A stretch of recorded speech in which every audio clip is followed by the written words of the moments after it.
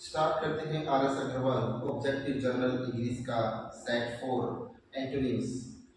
Antonyms का set 4 है ये, और आज हम इसको पढ़ेंगे 1 से 15 क्वेश्चन पढ़ेंगे आज। और स्टार्ट करते हैं दोस्तों, देखिएगा। और इससे पहले आपको एक सूचना दे दूं, अलीसा success point online test series play store पर जाकर डाउनलोड कीजिएगा, और वहां से आप इसको डाउनलोड करके फ्री टेस्ट और इसकी जो पीडीएफ है वो आप प्राप्त कर सकते हैं। और टेलीग्राम चैनल जो है वो ज्वाइन कीजिएगा एएसपी टेस्ट सीरीज के नाम से। और यहाँ पर आपको जो भी टेस्ट होगा उसकी सूचना पहले ही दे दी जाएगी। जिस टॉपिक का टेस्ट होगा वो टॉपिक पहले ही डाल दिया जाएगा कि इस टॉपिक का इस समय टेस्ट होगा। ओके दोस्तों, अब हम पढ़ते हैं थोड़ी सी काम की बात। अब चलते हैं पहले क्वेश्चन पे। पहला क्वेश्चन है और आपसे पूछा है एनिग्मेटिक। एनिग्मेटिक पूछा है आपसे, इसका सही एंटोनिम शब्द आपको बताना है। आप बताइएगा। 4 ऑप्शन आपको दे रखे हैं, इन चारों ऑप्शनों को अच्छी प्रकार से पढ़िएगा, समझिएगा और फिर क्या दीजिएगा, आंसर इसका दीजिएगा। तो पढ़ते हैं, देखिए। Comprehensible option B, critical option C, tangible और ऑप्शन डी एम्बिगस। एम्बिगस क्या पढ़ते हैं इसको, एम्बिगस। ठीक है, तो ये 4 ऑप्शन आपके सामने हैं। आप अच्छी प्रकार से सोच समझकर इसका आंसर दीजिएगा।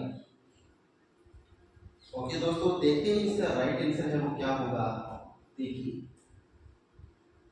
एनिग्मेटिक का जो हिंदी अर्थ होता है वो होता है पहली नुमा या रहस्यमय या पेचीदा। देखिए, अब इन 4 जो ऑप्शन दे रखे हैं इनमें से जानते हैं इसका सही अपोजिट वर्ड कौन सा होगा। कॉम्प्रिहेंसिबल का अर्थ होता है समझने में आसान, सरल या सुबोध। ठीक है। ऑप्शन बी, क्रिप्टिक का अर्थ होता है गुप्त अर्थ वाला या रहस्यमय। टेंजिबल का अर्थ होता है स्पष्ट और वास्तविक। और एम्बिगस का अर्थ होता है अस्पष्ट। 4 ऑप्शन आपके सामने हैं। अब आपको करेक्ट आंसर जो इसका है वो देना है। तो ऑप्शन बी अस्पष्ट इसका नहीं होगा। गुप्त अर्थ वाला, पहली गुप्त अर्थ वाली होती है, तो ये आंसर भी इसका नहीं होगा। समझने में आसान और सरल, सुबोध, ये आंसर भी इसका नहीं होगा। तो ऑप्शन जो सी है वो इसका क्या है, करेक्ट आंसर है। यानी टेंजिबल जो होगा वो इसका सही अपोजिट वर्ड या एंटोनिम शब्द होगा। ओके दोस्तों, अब पढ़ते हैं क्वेश्चन नंबर 2 को। देखिएगा, क्वेश्चन नंबर 2 में आपसे क्या पूछा है। क्वेश्चन नंबर 2 में आपसे पूछा है प्रोपेटियस। क्या पूछा है, प्रोपेटियस पूछा है। इस प्रोपेटियस शब्द का सही एंटोनिम शब्द आपसे पूछा है। और 4 ऑप्शन आपके सामने दे रहे हैं। इन चारों ऑप्शनों में से सही प्रकार से, भली प्रकार से पढ़ते हुए आपको जो करेक्ट आंसर है उसको चुनना है। तो देखिए, पढ़ते हैं। स्पीशियस ऑप्शन बी, इनस्पीशियस या बिनाइन। इसको क्या पढ़ेंगे दोस्तों, इसको पढ़ेंगे बिनाइन। क्या पढ़ेंगे, बिनाइन। और ये बेनिगेंट। बेनिगेंट, इस चारों जो शब्द आपके सामने दे रखे हैं, 4 जो ऑप्शन आपके सामने दे रखे हैं, इनको आप पूरी प्रकार से समझते हुए आंसर दीजिए। बताइएगा इसका राइट आंसर क्या होगा। ओके दोस्तों, जानते हैं इसका राइट आंसर क्या होगा। देखिए, सबसे पहले जानते हैं इसका हिंदी में प्रोपेटियस का, वो होता है अनुकूल, सफल परिणाम उत्पन्न करने वाला। अनुकूल या सफल परिणाम उत्पन्न करने वाला क्या कहलाता है, प्रोपेटियस कहलाता है। अब जानते हैं इसका अपोजिट वर्ड क्या होगा। स्पीशियस का अर्थ होता है सौभाग्यशाली या मांगलिक। होगा क्या, नहीं होगा। ऑप्शन बी है अनस्पीशियस का अर्थ होता है अशुभ या अमांगलिक। ये ऑप्शन हो सकता है। सफल परिणाम या उत्पन्न करने वाला, तो सफल तो नहीं है, ये क्या है, अशुभ या अमांगलिक। उसका उल्टा हो सकता है। बिनाइन का अर्थ होता है उदार या सौम्य, नहीं होगा। और बिनाइन एंड का अर्थ होता है मेहरबान, ये भी इसका नहीं होगा। तो जो राइट आंसर है दोस्तों वो इसका क्या है, अनस्पीशियस है। तो यहाँ पर राइट आंसर ऑप्शन बी होगा। तो प्रोपिटियस का जो सही एंटोनिम शब्द होगा, अपोजिट वर्ड होगा, विलोम शब्द होगा, वो क्या होगा? इनऑस्पिशियस होगा, यानी एसुबिया ए मांगलिक जो होगा वो इसका राइट आंसर होगा। दोस्तों आपको भी पता है कि जो ये क्लास है वो स्पेशल आपको हिंदी मीनिंग जो कहीं से आप खोजते हैं, गूगल करते हैं, डिक्शनरी से यूज करके जानते हैं, वो जो प्रॉब्लम है वो सोल्व की गई है। आपको सिर्फ इनको पढ़ना है, पीडीएफ को देखिएगा, लर्न कीजिएगा और आपका जो काम है वो हो जाएगा। अब चलते हैं दोस्तों, देखिए अब पढ़ते हैं हम क्वेश्चन नंबर 3 को। क्वेश्चन नंबर 3 में आपसे पूछा है कंफ्यूज्ड। कंफ्यूज्ड का सही एंटोनिम शब्द या विलोम शब्द आपको बताना है, तो बताइएगा। 4 ऑप्शन आपके सामने दे रखे हैं, इनमें से 4 ऑप्शनों में से जो करेक्ट ऑप्शन है वो आपको चुनना है, तो बताइए। ऑप्शन ए में है लूसिड होगा, ऑप्शन बी में डेवलपमेंट होगा, ऑप्शन सी में स्टूपिड होगा, या ऑप्शन डी में टैंक होगा। चारों ऑप्शनों में से जो करेक्ट आंसर है वो आपको चुनना है, तो बताइएगा आंसर। देखिए जानते हैं इसका करेक्ट आंसर क्या होगा। सबसे पहले देखते हैं हिंदी में। कंफ्यूज्ड का अर्थ होता है भ्रमित या उलझा हुआ। क्या? भ्रमित या उलझा हुआ। अब जानते हैं लूसिड का अर्थ होता है स्पष्ट अर्थ वाला, डेवलप्ड का अर्थ होता है विकसित, स्टूपिड का अर्थ होता है मूर्ख या नासमझ, टैंक का अर्थ होता है उलझा हुआ। देखिए उलझा हुआ यहाँ पर दे रखा है, तो ऑप्शन 4 हम पहले काट देते हैं, तो कोई नहीं सकता। यहाँ ये बोल रहा है उलझा हुआ या भ्रमित, तो यहाँ देखिए मूर्ख नासमझ की कोई बात नहीं है, तो ये काट दिया। अब विकसित बात कर रहा है, तो विकसित तो ये हो रहा नहीं, भ्रमित है। तो देखिएगा यहाँ पर इसका सही आंसर है वो क्या है? ऑप्शन ए है लूसिड, यानी कंफ्यूज्ड का जो सही एंटोनिम शब्द होगा वो क्या होगा? लूसिड होगा। Option A is right here. Okay okay दोस्तों, अब चलते हैं क्वेश्चन नंबर 4 पे। देखिएगा क्वेश्चन नंबर 4 में आपसे क्या पूछा है? प्रियोडेंट पूछा है। क्या पूछा है? प्रियोडेंट पूछा है। प्रियोडेंट का सही एंटोनिम शब्द आपको बताना है, बताइएगा क्या होगा। ये 4 ऑप्शन आपके सामने दे रखे हैं, चारों ऑप्शनों में से जो करेक्ट आंसर है वो आपको चुनना है और आंसर देना है। दीजिए ऑप्शन ए में है क्वेश्चंस, अनप्रियोडेंट, इम्प्रियोडेंट और इंट्यूशंस। इन चारों ऑप्शनों में से जो करेक्ट आंसर है वो आपको बताना है, बताइए क्या होगा इसका करेक्ट आंसर। ओके दोस्तों, जानते हैं इसका करेक्ट आंसर क्या होगा। देखिए सबसे जानते हैं प्रियोडेंट का सही और हिंदी में सावधान और विवेकपूर्ण। क्या होता है? सावधान या विवेकपूर्ण। अब जानते हैं चारों ऑप्शनों में से कि इसका एंटोनिम शब्द कौन सा होगा। क्वेश्चन का अर्थ होता है सावधान, तो ये तो नहीं होगा। अनप्रिडेंट का अर्थ है विवेक या बुद्धि या अच्छे निर्णय की कमी। हाँ सॉरी, ये आंसर हो सकता है। अब देखिए इम्प्रिडेंट का अर्थ है विवेक, बुद्धि या अच्छे निर्णय की कमी, ये भी हो सकता है, सेम दे रखा है। ये है इंट्यूशन का अर्थ होता है अंतर्ज्ञान, ये नहीं। अब दोस्तों यहाँ पर 2 ऑप्शन बिल्कुल सेम दे रखे हैं, और इसीलिए मैं हर बार आपको बोलता हूँ कि चारों ऑप्शन को अच्छी प्रकार से, भली प्रकार से पढ़ना बहुत ज़्यादा जरूरी है, ताकि आप बेटर आंसर इसका दे सकें। तो यहाँ पर आप देखिए 2 ऑप्शन है, एक तो अनप्रिडेंट है, एक इम्प्रिडेंट है। इन दोनों में से सेम हिंदी आप इसका दे रखा है, तो आपको चुनना है जो बेटर आंसर होगा इसका प्रिडेंट का, वो चुनिएगा। हाँ दोस्तों, इसीलिए मैं हर बार बोलता हूँ कि चारों ऑप्शनों को ध्यान से पढ़िए, समझिए और फिर आंसर दीजिए। इसका जो प्रिडेंट का जो सही एंटोनिम शब्द होगा वो अनप्रिडेंट ना होकर क्या होगा? इम्प्रिडेंट होगा। क्या होगा? इम्प्रिडेंट होगा, वो इसका करेक्ट आंसर होगा। तो ऑप्शन सी है वो इसका क्या है? राइट आंसर है। अब चलते हैं क्वेश्चन नंबर 5 पे। देखिएगा क्वेश्चन नंबर 5 में आपसे पूछा है एक्यूमेन। एक्यूमेन का सही एंटोनिम शब्द आपसे पूछा है। ऑप्शन ए में इन्होंने बताया है गुड डिसीजन होगा, हैप्पीनेस होगा, ऑप्शन सी में स्टेबिलिटी होगा और ऑप्शन डी में एंगर होगा। चारों ऑप्शनों में से जो करेक्ट आंसर इसका होगा वो आपको भली प्रकार से पढ़ते हुए, अच्छे प्रकार से पढ़ते हुए और सही आंसर आपको देना है, तो दीजिएगा।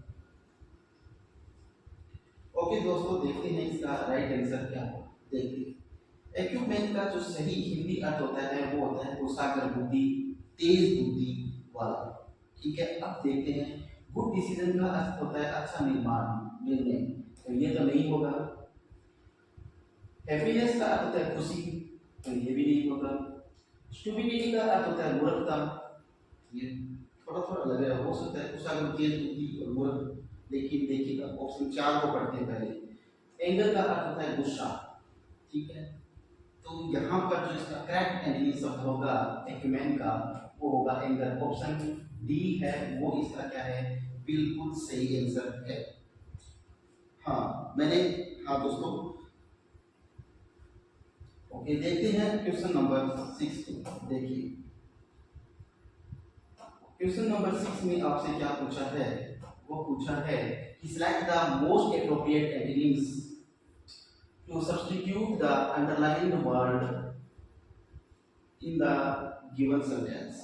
तो his extravagant, ये underlined word है extravagant, pretensions only survive to excite radicals।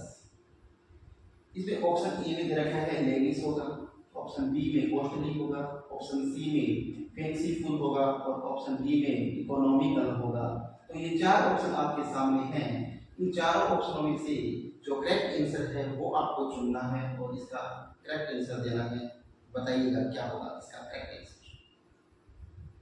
Okay दोस्तों, देखते हैं इसका करेक्ट आंसर क्या होगा, जानते हैं। देखिए एक्स्ट्रावेगेंट का अर्थ जो होता है वो होता है फिजूल खर्ची।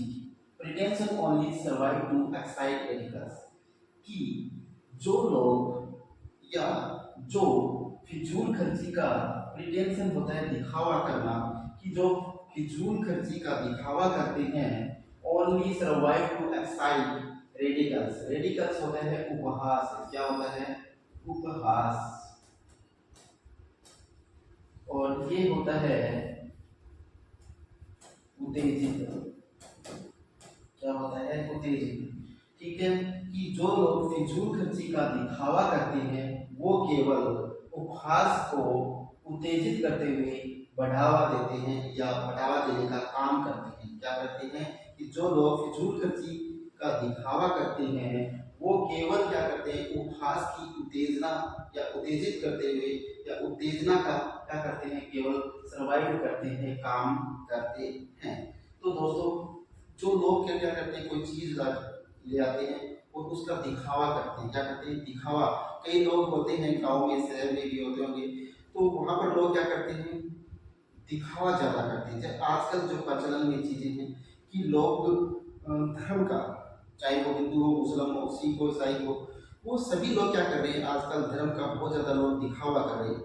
अंदरूनी धर्म को समझने की कोशिश बहुत ज्यादा कम कर रहे हैं, लेकिन दिखावा ज्यादा कर रहे हैं। क्या कर रहे हैं, दिखावा ज्यादा कर रहे हैं। वही कहानी ये यहाँ बता रहा है, लेकिन उससे पहले इसका हम एक्स्ट्रावेगेंट का सही जो एंटोनिम शब्द होगा वो जानते हैं। देखिएगा लेविश का अर्थ होता है खर्चीला या फिजूल खर्च, तो ये तो इसका सिनोनिम्स है, एंटोनिम्स नहीं है। कॉस्टली का अर्थ होता है कीमती, तो ये भी नहीं है। फैंसीफुल का अर्थ होता है तर्क की बजाय स्वतंत्र कल्पना करना या दिखाना, तो ये क्या होगा बताइए, तर्क की बजाय स्वतंत्र कल्पना करना या दिखावा करना, ये भी नहीं होगा।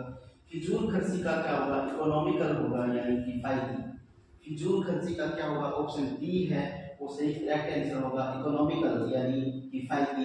ऑप्शन 4 जो है वो क्या है, बिल्कुल सही आंसर है इसका। हाँ दोस्तों ओके, अब हम पढ़ते हैं क्वेश्चन नंबर 7 को। देखिए क्वेश्चन नंबर 7 में पूछा है वेद, आपसे पूछा है वेद का सही एंटोनिम शब्द क्या होगा, और 4 ऑप्शन आपके सामने दे रखे हैं। ये 4 ऑप्शन है, इनको अच्छी प्रकार से पढ़ते हैं और फिर क्या देते हैं आंसर देते हैं। देखिएगा एक्स्ट्रावर्ट, एक्स्ट्रावर्ट, सेल्फिश, स्टबर्न या मॉडेस्ट, 4 ऑप्शन है। इसका सही प्रकार से पढ़ते हुए आंसर देना है, तो दीजिएगा इसका आंसर। ओके दोस्तों, देखते हैं इसका राइट आंसर क्या होगा। देखिए वेद का हिंदी अर्थ जो होता है वो होता है घमंडी या बेनतीजा या बेकार। ठीक है, तो यहाँ पर देखिएगा 4 ऑप्शनों में से कौन सा सही है वो चुनते हैं। एक्स्ट्रावर्ट का अर्थ होता है बहिर्मुखी, होगा क्या घमंडी का? नहीं होगा। सेल्फिश का स्वार्थी, होगा क्या? नहीं होगा। स्टबर्न का अर्थ होता है जिद्दी, ये भी नहीं होगा। मॉडेस्ट का अर्थ होता है विनम्र या शालीन, ये इसका राइट आंसर होगा।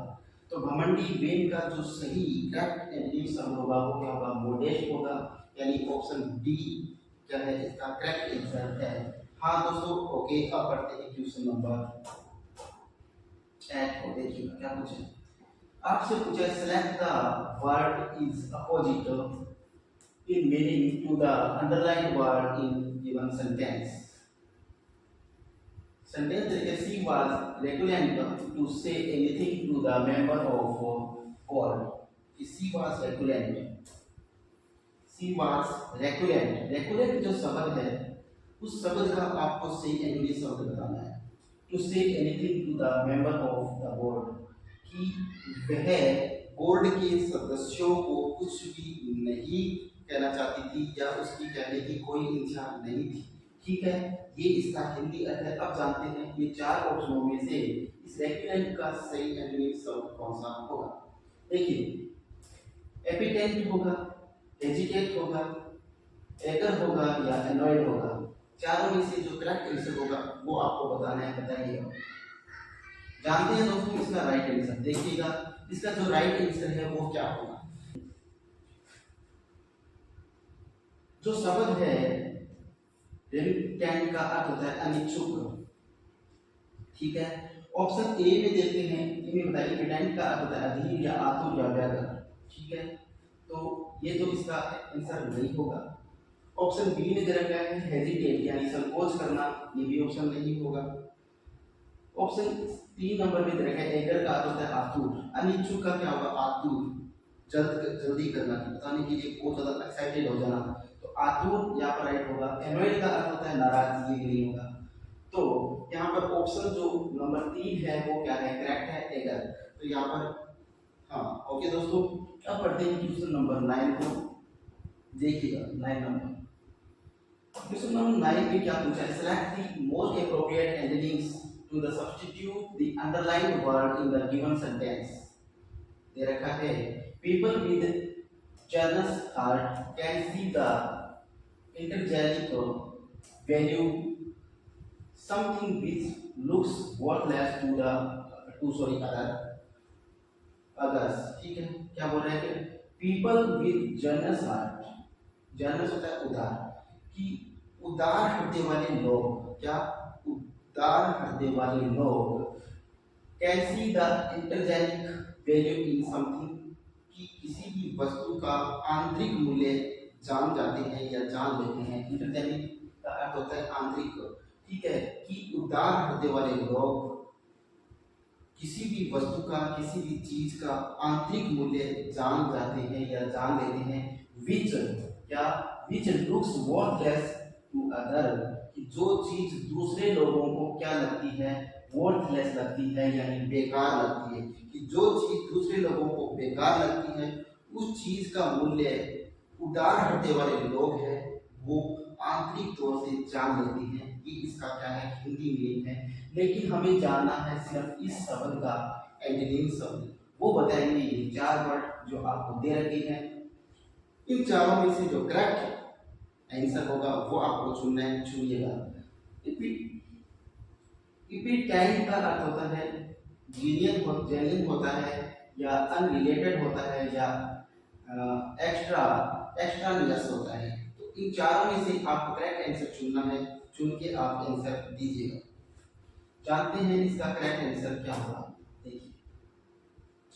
देखिए जैनिक का जो अर्थ होता है वो क्या होता है दोस्तों? वो होता है आंतरिक। क्या होता है? आंतरिक। क्या देखिएगा, इम्पोर्टेंट का अर्थ होता है उदंड या गुस्ताख। जेन्युइन का अर्थ होता है असली। अनरिलेटेड होता है असंबंधित, और एक्सट्रेनियस होता है बाहरी। तो आंतरिक का जो सही आंसर होगा वो क्या होगा? बाहरी होगा। तो ऑप्शन बी जो है वो करेक्ट है, एक्स्ट्रानियस का अर्थ यहाँ होता है बाहरी। तो ये है वो करेक्ट आंसर है इसका, ऑप्शन बी। ठीक है, ओके, अब पढ़ते हैं क्वेश्चन नंबर 10 को। देखिए क्वेश्चन नंबर 10 में आपसे क्या पूछा है? क्वेश्चन नंबर 10 में पूछा है परस्यू। क्या पूछा है? परस्यू शब्द का आपको सही एंटोनिम शब्द बताना है। बताइएगा क्या होगा। ऑप्शन 4 दे रखे हैं आपको। इन चारों में से चारों ऑप्शनों को बड़ी प्रकार से अच्छी तरीके से पढ़िएगा, समझिएगा और फिर इसका आंसर दीजिएगा। ऑप्शन ए में है ऑब्जर्व होगा, ऑप्शन बी में है नेगलेक्ट होगा, ऑप्शन सी में है रियलाइज होगा और ऑप्शन डी में है फील होगा। चारों में से जो करेक्ट आंसर है वो आपको बताना है। बताइए क्या होगा। देखते हैं करेक्ट आंसर क्या होगा इसका। देखिए सबसे पहले जानते हैं इसका हिंदी में। परस्यू का जो हिंदी होता है देखना, जानना या बोध होना। ठीक है। अब देखिए ऑब्जर्व का अर्थ होता है निरीक्षण करना, नहीं होगा। नेगलेक्ट का अर्थ होता है उपेक्षा करना, हो सकता है। रियलाइज का अर्थ होता है समझना, नहीं होगा। फील का अर्थ होता है महसूस करना, ये भी नहीं होगा। तो परस्यू का जो करेक्ट एंटोनिम शब्द होगा वो होगा नेगलेक्ट यानी उपेक्षा करना। यानी ऑप्शन 2 जो है वो बिल्कुल करेक्ट आंसर इसका होगा। अब पढ़ते हैं क्वेश्चन नंबर 11। देखिए दोस्तों रबर आपसे पूछा है। रबर जो शब्द है इसका सही एंटोनिम शब्द, सही विलोम शब्द आपको बताना है। 4 ऑप्शन आपके सामने दे रखे हैं, पढ़िए इसको अच्छी प्रकार से। रबिश होगा, अवैक होगा, नॉइज होगा या इलाइट होगा। चारों में से जो करेक्ट आंसर है वो आपको बताना है। बताइएगा इसका सही आंसर क्या होगा। ओके, जानते हैं इसका करेक्ट आंसर क्या होगा।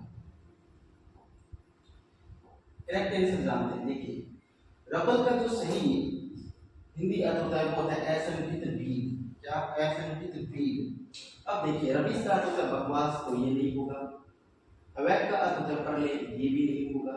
नॉइज का अर्थ होता है शोर, ये भी नहीं होगा। तो सही आंसर है वो क्या है? ऑप्शन डी होगा इलाइट यानी अभिजात वर्ग। क्या होगा? अभिजात वर्ग। तो रबर का जो सही एंटोनिम शब्द, सही विलोम शब्द है वो क्या है? इलाइट है। ठीक है। ओके, अब पढ़ते हैं क्वेश्चन नंबर 12। देखिए select the most appropriate antonyms to substitute the underlined word in the given sentence। क्या दे रखा है? Action done with malice have no good intention. ठीक है। क्या पूछा है? Action done with malice. Malice होता है द्वेष, द्वेष की भावना, ईर्ष्या की भावना। कि जो लोग ईर्ष्या की भावना से या द्वेष की भावना से कार्य करते हैं वो कार्य उद्देश्यपूर्ण नहीं हो सकता। इंटेंशन क्या होता है? उद्देश्यपूर्ण। कि जो कार्य द्वेष की भावना से किया जाता है यानी घृणा की दृष्टि से, ईर्ष्या की दृष्टि से किया जाता है वो कभी भी उद्देश्यपूर्ण नहीं हो सकता। यही इसका हिंदी अर्थ है। और आपको यहाँ पर जो द्वेष शब्द है, इस द्वेष शब्द का क्या बताना है? एंटोनिम शब्द बताना है, अपोजिट शब्द बताना है। क्या बताना है? अपोजिट जो शब्द है वो आपको बताना है। अपोजिट शब्द आपको इसका बताना है, वो बताइएगा। ऑप्शन ए है एनिमोसिटी, ऑप्शन बी है एनविटी, ऑप्शन सी है गुडविल और रैंकर, ऑप्शन डी है रैंकर। तो इन चारों में से जो करेक्ट आंसर है उसको आपको समझते हुए आंसर देना है। दीजिएगा इसका आंसर क्या होगा। जानते हैं इसका करेक्ट आंसर क्या होगा। देखिए मलाइज जो है, इस मलाइज का जो सही हिंदी अर्थ होता है वो क्या होता है? द्वेष होता है, घृणा करना। तो यहाँ पर देखिए एनिमोसिटी का अर्थ होता है वैर या घृणा, तो ये तो नहीं हो सकता। एनिमिटी का अर्थ होता है शत्रुता, ठीक है, ये भी नहीं होगा। गुडविल का अर्थ होता है शुभ इच्छा, हो सकता है सर। रेंकर का अर्थ होता है द्वेष, तो द्वेष तो है ही, तो यहाँ ये भी गलत होगा। ऑप्शन जो सी या ऑप्शन 3 है वो क्या होगा? गुडविल होगा। वो मलाइज का करेक्ट क्या होगा? एडजेक्टिव शब्द होगा। अब पढ़ते हैं क्वेश्चन नंबर 13 को। देखिए क्या पूछा है। एडिपोज पूछा है। क्या पूछा है? एडिपोज। एडिपोज जो शब्द है इसका सही एंटोनिम शब्द आपको, अपोजिट वर्ड विलोम शब्द आपको बताना है। 4 ऑप्शन आपके सामने हैं, इनको अच्छी प्रकार से पढ़ते हुए समझते हुए आंसर आपको देना है। बताइएगा। ऑप्शन ए में है गल्टियस होगा, फैट होगा, टिश्यू होगा या स्टिंगी होगा। चार ऑप्शन में से करेक्ट आंसर जो है वो आपको बताना है, जल्दी बताइए। जानते हैं इसका करेक्ट आंसर। देखिए एडिपोज का अर्थ होता है वसा। क्या होता है? वसा। गलती गलती का अर्थ होता है चिपचिपा, नहीं हो सकता। फैट का अर्थ होता है मोटा या वसा, ये भी नहीं हो सकता। टिश्यू का अर्थ होता है ऊतक, ये भी नहीं हो सकता। और स्टिंगी का अर्थ होता है रेशेदार। वसा का अर्थ होता है रेशेदार। रेशा समझते हो ना? हाँ, रेशेदार। तो ऑप्शन 4 जो है वो क्या है, इसका करेक्ट आंसर होगा। तो एडिपोज का जो सही एंटोनिम्स है वो क्या है? स्टिंगी होगा। ठीक है, ओके। अब पढ़ते हैं क्वेश्चन नंबर 14। देखिए आपसे पूछे है रेन गेट। क्या पूछा है? Rain gate. रेन गेट का सही एंटोनिम शब्द आपसे पूछा है, बताइएगा एंटोनिम शब्द क्या होगा। ऑप्शन 4 आपके सामने है। ऑप्शन ए है flow, follower. Option B leader. Option C fugitive. Option D criminal. बताइए चारों ऑप्शनों में से करेक्ट आंसर कौन सा है। जानते हैं दोस्तों इसका करेक्ट आंसर कौन सा है?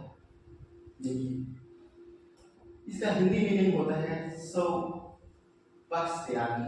सौ पक्ष यानी अपना पक्ष त्यागना। तो इसका जो अपोजिट वर्ड क्या होगा? अपना पक्ष त्याग कर दूसरे का पक्ष लेना। दूसरे का पक्ष लेना क्या होगा इसका सही एंटोनिम शब्द होगा। देखिए फॉलोअर का अर्थ होता है पालन करने वाला। लीडर नेता होता है, नहीं हो सकता। फैगेटिव भगोड़ा होता है, नहीं हो सकता। क्रिमिनल अपराधी होता है, ये भी नहीं हो सकता। तो ऑप्शन ए जो है वो बिल्कुल सही है। तो रेन गेट का जो सही एंटोनिम शब्द होगा वो क्या होगा? फॉलोअर होगा। ऑप्शन ए है वो बिल्कुल सही आंसर होगा। अब पढ़ते हैं क्वेश्चन नंबर 15 को। देखिएगा क्या पूछा है। हिलेरियस पूछा है। क्या पूछा है? हिलेरियस। हिलेरियस शब्द जो है, इस हिलेरियस शब्द का आपको एंटोनिम शब्द बताना है। और चार ऑप्शन आपके सामने हैं। इन चारों ऑप्शनों को आपको अच्छी प्रकार से पढ़ना है, फिर समझना है, फिर आंसर देना है। पढ़ते हैं, देखिएगा। रेडिकल्स होगा, प्रीटेंटियस होगा, यूजुअल होगा या अमरलेस होगा। चारों ऑप्शनों में से करेक्ट आंसर जो है वो आपको बताना है। तो बताइएगा। जानते हैं दोस्तों इसका करेक्ट आंसर क्या होगा? देखिए हिलेरियस का हिंदी मीनिंग होता है हास्य या बहुत मजेदार। क्या होता है? हास्य या बहुत मजेदार। पढ़ते ऑप्शन ए में। रेडिकल्स का अर्थ होता है हास्यपन। तो ये तो इसका स्त्रीलिंग शब्द हो गया, प्रायवाची शब्द हो गया, नहीं हो सकता। प्रीटेंटियस होता है मिथ्या अभिमानी, तो ये भी नहीं होगा। यूजुअल का अर्थ होता है साधारण, तो ये भी नहीं होगा। ऑप्शन डी है अमरलेस का अर्थ होता है हंसी मजाक पसंद न करने वाला। हंसी मजाक को नापसंद करने वाला क्या कहलाता है? हिलेरियस का एंटोनिम कहलाता है। तो ऑप्शन डी है वो इसका क्या है? राइट आंसर है। हाँ, ओके दोस्तों। नंबर 17 है, आपने क्या पूछा है कि select the most appropriate antonyms to substitute the underlined word in given sentence. ठीक है, अब देखते हैं क्या कि he learned to endure hunger and cold।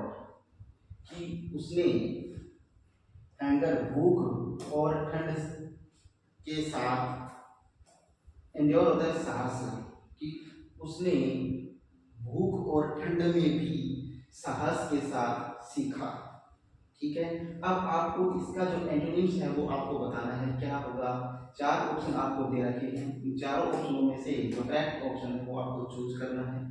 दे रखा है रिकॉन्सिल, परसिस्ट, रिसिस्ट और सस्टेन। इन चारों में से जो करेक्ट आंसर है वो आपको बताना है। जल्दी बताइएगा दोस्तों। जानते हैं इसका सही आंसर क्या होगा? देखिए सबसे पहले जानते हैं ये इंडियर जो शब्द है, इसका शब्द जो हिंदी मीनिंग होता है वो होता है साहसी। क्या होता है? साहसी। इस साहसी का हमें क्या देखना है? एंटोनिम्स देखना है, विलोम शब्द देखना है। देखिएगा कौन सा अर्थ होता है यहाँ पर। रिकॉन्सिल का अर्थ होता है समाधान करना, ऑप्शन गलत होगा। परसिस्ट का अर्थ होता है दृढ़ रहना, ये भी गलत होगा। रिसिस्ट का अर्थ होता है प्रतिरोध करना, तो साहसी का क्या करना? प्रतिरोध करना, ये ऑप्शन सही हो सकता है, लेकिन ऑप्शन 4 को पहले देखते हैं। सस्टेन का अर्थ होता है बनाए रखना, ये भी ऑप्शन इसका गलत हो गया। तो इसका जो राइट आंसर होगा वो क्या होगा, ऑप्शन सी, यानी रेसिस्ट है वो सही इंड्योर का विलोम शब्द होगा, एंटोनिम्स होगा। अब पढ़ते हैं क्वेश्चन नंबर 18 को। देखिएगा क्वेश्चन नंबर 18 में आपसे क्या पूछा है, डीके पूछा है। क्या पूछा है, डीके। डीके शब्द में सही विलोम शब्द कौन सा होगा। चार ऑप्शन आपके सामने दे रखे हैं, चारों में से जो करेक्ट ऑप्शन है वो आपको चूज करके आंसर देना है। तो दीजिएगा। ऑप्शन में है distinct, great, growth, spoilage and breakdown. चार ऑप्शन है, चारों में से जो करेक्ट आंसर है वो आपको बताना है। बताइएगा। जानते हैं दोस्तों इसका करेक्ट आंसर क्या होगा। देखिए डीके का अर्थ होता है खराब होना या धीरे धीरे नष्ट हो जाना। अब ये चार ऑप्शन आपको दे रखे हैं, इन चारों में से जो करेक्ट आंसर है वो आपको बताना है। डिस्टिंक्ट ग्रेट का अर्थ होता है टुकड़े टुकड़े करना, तो ये तो नहीं होगा। ग्रोथ का अर्थ होता है विकास करना, इसका उल्टा हो सकता है। स्पॉइलेज का अर्थ होता है नुकसान, नहीं होगा। ब्रेक डाउन का अर्थ होता है टूट फूट, ये भी नहीं होगा। तो राइट आंसर इसका कौन सा होगा, वो होगा दोस्तों ऑप्शन बी, यानी ऑप्शन 2 जो है ग्रोथ, वो इसका क्या है, राइट आंसर है। हाँ ओके। अब पढ़ते हैं हम क्वेश्चन नंबर 19 को। देखिएगा क्वेश्चन नंबर 19 में आपसे क्या पूछा है कि select the most appropriate antonyms to substitute the underline word in the given sentence. He carries the sorrow with him now, just under the surface, almost tangible. बताइएगा, चार ऑप्शन है, इनको अच्छी तरीके से पढ़िए और फिर आपको क्या देना है, इसका आंसर देना है।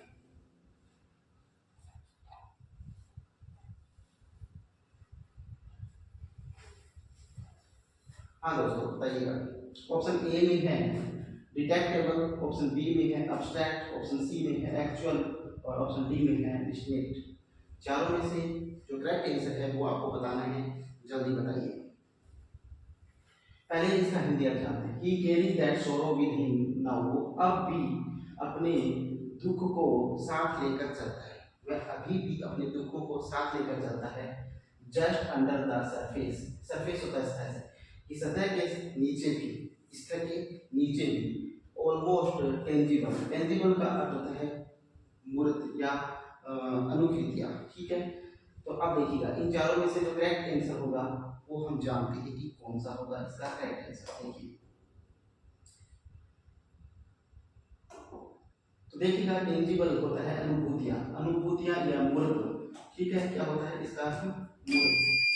तो इनमें से जो करेक्ट आंसर है वो,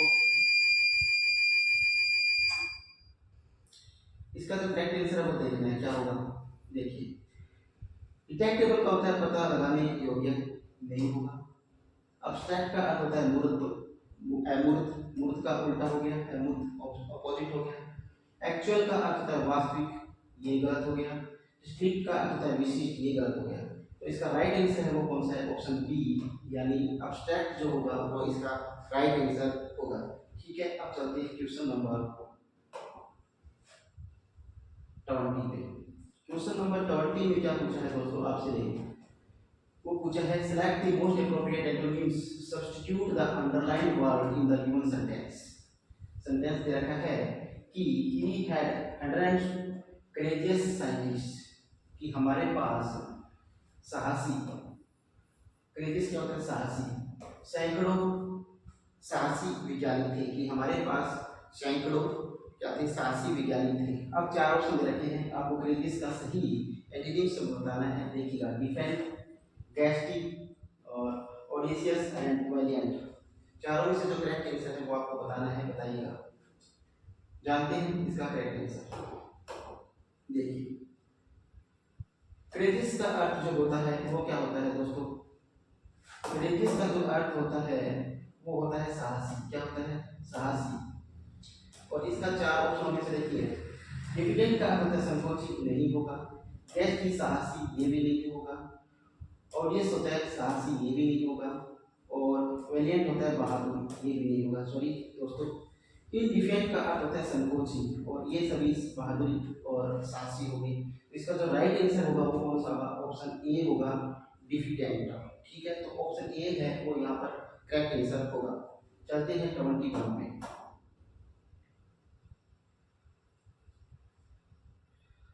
आपसे पूछा है सेगासियस का सही एंटोनिम शब्द। क्या पूछा है? सेगासियस का सही एंटोनिम शब्द आपसे पूछा है, बताइएगा राइट आंसर क्या होगा। चार ऑप्शन है, डल है, प्रोफाउंड है, कीन है और इंटेलिजेंट है। चारों में से करेक्ट आंसर बताना है। ओके, देखते हैं इसका करेक्ट आंसर क्या होगा। सेगासियस का अर्थ होता है बुद्धिमान। क्या होता है? बुद्धिमान, दूरदर्शी या विवेकशील।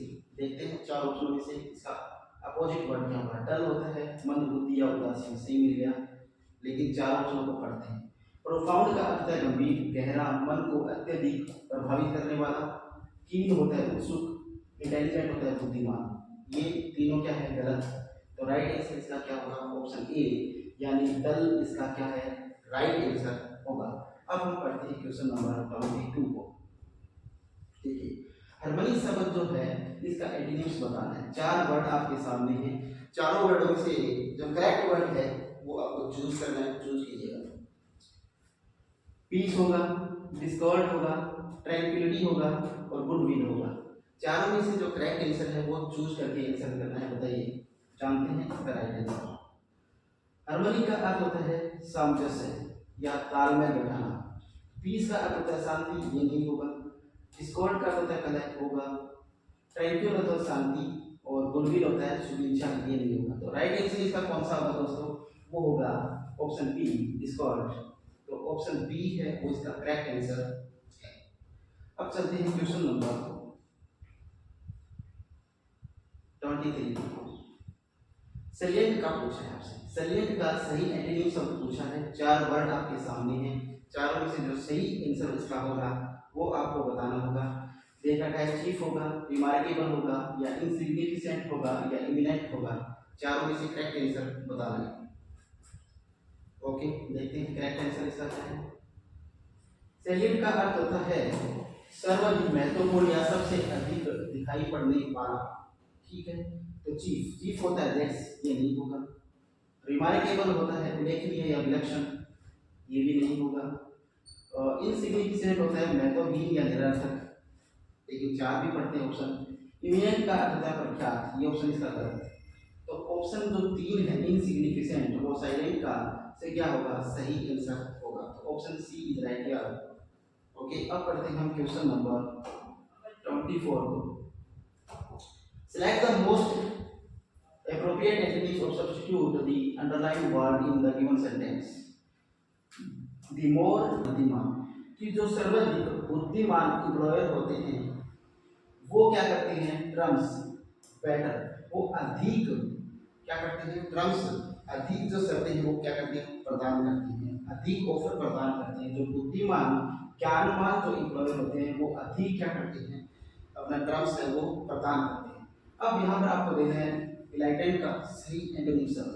सिविलाइज्ड होगा, एजुकेटेड होगा, कंफाउंडेड होगा या रीजनेबल होगा। चारों में से जो करेक्ट है वो बताना है आपको। बताइए, देखते हैं क्या होगा। देखिए, सभ्य होगा और विवेकपूर्ण होगा, एजुकेटेड शिक्षित होगा, कंफाउंडेड भोजन का या भ्रमित होगा या रीजनेबल होगा उचित व्यवहार वाला। देखिए क्या बताया है? ज्ञानवान बताया है। तो सबके नंबर विवेकपूर्ण ये तो नहीं होगा, शिक्षित भी नहीं होगा, उचित व्यवहार वाला भी नहीं होगा। तो ऑप्शन सी क्या है यहाँ पर? करेक्ट आंसर है। तो ऑप्शन सी है वो क्या है? करेक्ट आंसर है, हाँ, कंफाउंडर। ओके, अब करते हैं क्वेश्चन नंबर 21। देखिए, आपसे पूछा है परिलस। क्या पूछा है? परिलस। परिलस का सही एंटोनिम शब्द पूछा है। चार ऑप्शन आपको दे रखे हैं। वर्बोस होगा, अनस्टेबल होगा, फ्लूइड होगा या सेफ होगा। चारों में से जो करेक्ट आंसर है वो आपको बताना है। जल्दी बताइए। हाँ, जानते हैं इसका राइट आंसर क्या होगा। देखिए, परिलस का सही जो हिंदी अर्थ होता है वो होता है खतरनाक, जोखिम भरा। अब देखते हैं चार ऑप्शन में से सही कौन सा है। वर्बस होता है शब्द बहुल, ये भी नहीं होगा। अनस्टेबल होता है जो मजबूती के द्वारा स्थापित नहीं है, ये भी नहीं होगा। क्रूर का क्या होता है? निर्दयी, खतरनाक या जोखिम भरा, ये भी नहीं होगा। और सेफ होता है जिसे कोई खतरा न हो, वो सुरक्षित। तो ऑप्शन क्या है? चार है वो बिल्कुल सही होगा इसका answer. Option D is right. अब पढ़ते हैं question number 26. Select the most appropriate antonyms of the substitute underline the word in given sentence. It is irrelevance. At least to me, at least तो होता है कम से कम, मेरे लिए वो क्या है अप्रत्याशित है। इनरिलेवेंट अप्रत्याशित, कम से कम मेरे लिए वो क्या है अप्रत्याशित है। Whether the grant was improvident or not, कि अनुदान, improvident क्या होता है अनुदान, कि वो अनुदान उचित है या नहीं है, कि वो कम से कम मेरे लिए क्या है सही है, कि जो अनुदान किया है वो मेरे लिए उचित है या नहीं है। अब देखिएगा एक इम्प्रोविडेंट का सही आपको एंटोनिम्स बताना है। रेडी होगा, फिफ्टी होगा, क्वेश्चन होगा या अंदर होगा। चारों में से जो करेक्ट है वो आपको चूज करना है, इंसर्ट करना है। बताइए, जानते हैं इसका आंसर। देखिएगा उचित या अनुचित, ठीक है। अनुदान का देखना आपको, इसका अर्थ क्या होता है अनुदान करना।